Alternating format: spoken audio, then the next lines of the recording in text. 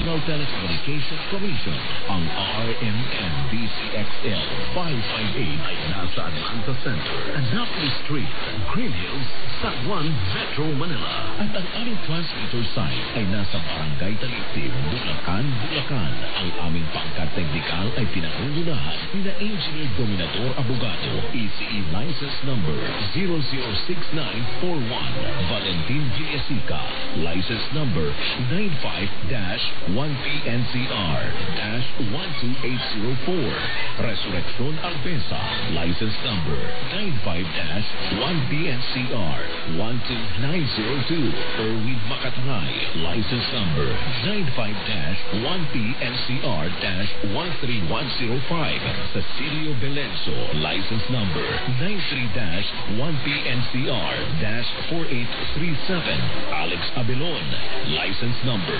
94-1P7-11028, Crisostomo Narvaez Jr., license number 96-1PII-17628. Ang RMN DCXL 558 Manila, now signing on.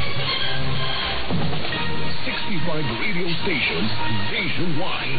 May 2,000 radio anchors, commentators, reporters at correspondents nationwide. Hatid namin mga balitang tatak. RMN, balitang pinagkakatiwalaan, mapapakinggan sa mga sulok ng bansa, Luzon, Visayas at Mindanao mula sa Radio Mindanao Network.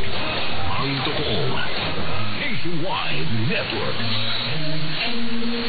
Number 1. Ito ang DCXL News.